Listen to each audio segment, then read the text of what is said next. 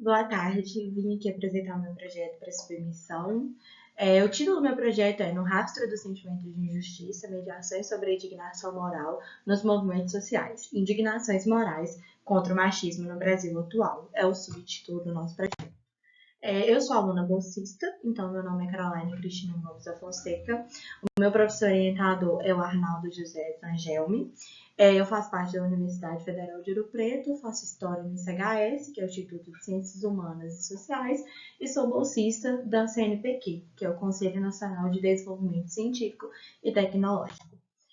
O objetivo do nosso trabalho. A gente resolveu trabalhar com 4 objetivos simples, que primeiro é realizar um diálogo entre a história e as ciências sociais, para a gente procurar compreender sobre o papel moral das emoções para a formação de sentimentos de indignação e injustiça nas outras.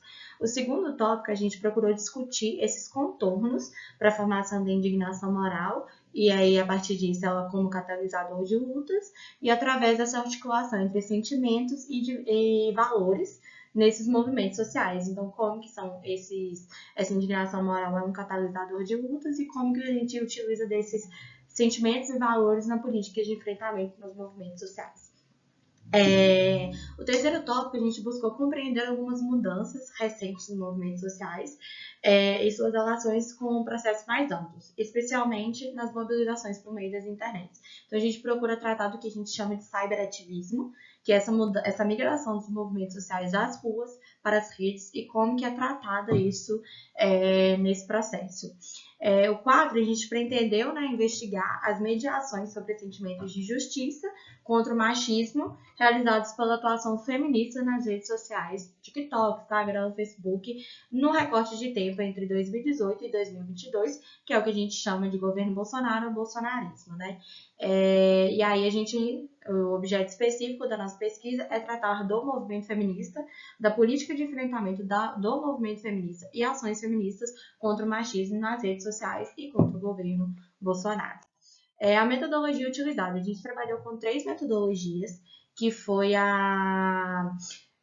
o levantamento através das redes sociais, como Instagram, Facebook, TikTok e Twitter, de ações feministas e de postagem contra o movimento feminista. Um exemplo disso é uma postagem do Eduardo Bolsonaro contra o próprio movimento feminista. Então, a gente utilizou as suas próprias ferramentas e, basicamente, entre esses anos de 2018 a 2022. O segundo levantamento que a gente fez foi de notícias em jornais, como Carta Capital, Brasil de Fato, Diário de Pernambuco e Jovem Pan. Então, a gente procura tratar dos dois lados das notícias, né? Tanto jornais de esquerda como jornais de direita, centro-direita, centro-esquerda. A gente procurou não só tratar de um tipo, de vários, para que a gente pudesse entender como que foi esse apanhamento de notícias aí, como que eles trataram isso. E a gente tratou, né, esse tema das notícias tem a ver com a atuação do movimento feminista durante esses 4 anos do governo Bolsonaro. E a gente utilizou através de palavras-chave como feminismo, machismo, gênero e ele não. O terceiro foi o levantamento de vídeos do projeto Mundo Invertido, da atriz Cláudia Campolina, com a adesão também de uma entrevista por ela. Então, além dos vídeos, que foram 5 vídeos do Mundo Invertido no TikTok, a gente teve uma entrevista com ela, que eu mesma fiz, e ela cedeu pra gente. Os resultados obtidos. Então, a partir dos 4 tópicos que a gente trabalhou, a gente respondeu todos os 4 tópicos, né? O primeiro, a partir desse diálogo, né, entre a história e ciências sociais, nesse papel da moral, a gente observou que o movimento feminista ele precisou atentamente mudar suas estratégias para se reerguer dessa crise. Em 2018, na eleição, o movimento estava em crise, em 2022 ele foi fator fundamental para que a gente pudesse ter essa derrota do Bolsonaro. Então a gente percebe que teve uma mudança de estratégia aí, porque senão o movimento não teria se reerguido.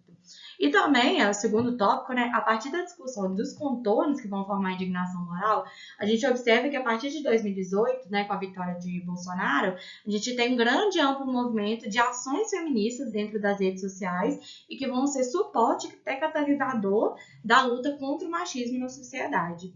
O terceiro tópico A gente vai ter, a partir das discussões sobre as transformações dos movimentos sociais e suas relações com o processo mais amplo, a gente observa essa migração das ruas para a migração das redes. Isso é muito importante e, quando a gente trata do movimento feminista, a gente está falando de cyberfeminismo.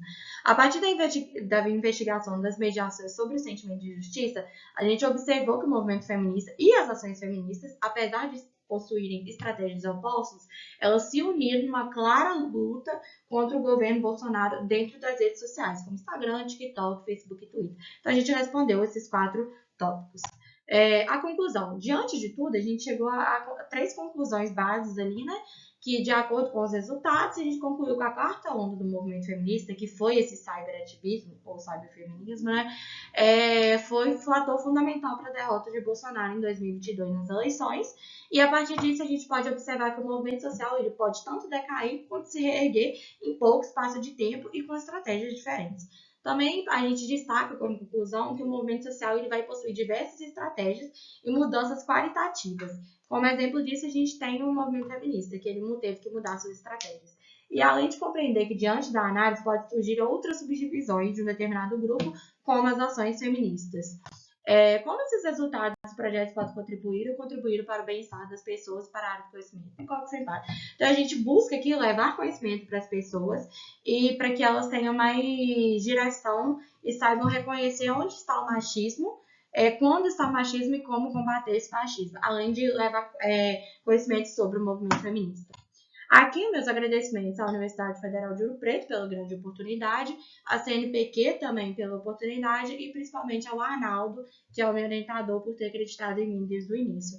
Então, diante disso, a gente tenta levar conhecimento mesmo para as pessoas, para que a gente possa desmistificar isso que existe sobre essas fake news sobre o movimento feminista, sobre as ações feministas e cada vez mais levar conhecimento e fazer uma sociedade mais feminista, melhor e que lutem contra esses movimentos sociais, a favor, né, desses movimentos sociais. Obrigada.